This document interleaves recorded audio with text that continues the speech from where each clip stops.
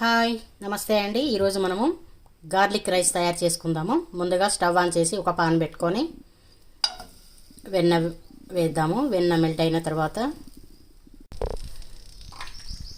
కొన్ని కాజు, అలాగే గార్లిక్ సన్నగా కట్ చేసినవి,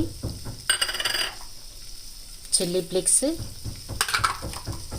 కొంచెం సాజీరా వేద్దాము. వేసి మంచిగా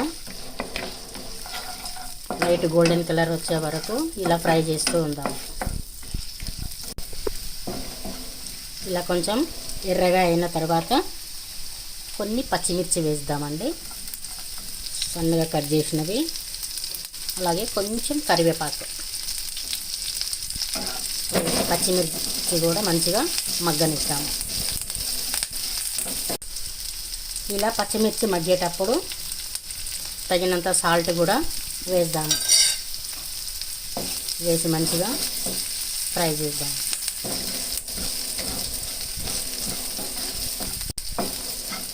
పచ్చిమిర్చి కూడా చాలా మంచిగా వేగినాయి.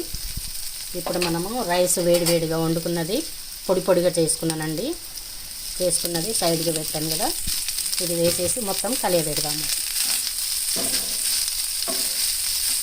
ఎల్లిపాయ తినని వాళ్ళు చాలామంది ఉంటారండి, అందులో పిల్లలు చాలామంది కూడా ఎల్లిపాయలు తినరు. ఈ విధంగా గార్లిక్ రైస్ లాగా చేసి పెట్టి మంచిగా తింటారు. అలాగే హెల్త్కి కూడా చాలా మంచిది. పెద్దవాళ్ళకు కూడా హెల్త్కు చాలా మంచిదండి. ఏమైనా బ్యాక్ పెయిన్స్ కానీ మోకాల నొప్పులు కానీ ఏమన్నా ఉన్నా కూడా తగ్గిపోతాయి. హెల్త్ పరంగా ఎల్లిపాయలు చాలా మంచిది.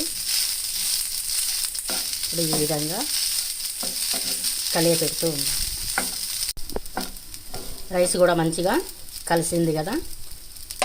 ఇప్పుడు కొంచెం పచ్చి కొబ్బరి మెత్తగా గ్రైండ్ చేసుకున్నానండి, అది కూడా వేసి మొత్తం కలియపెడదాము. ఎన్నో ఆరోగ్య ప్రయోజనాలు ఉన్నాయండి పచ్చి కొబ్బరిలో కూడా, అలాగే ఎల్లిపాయలో కూడా.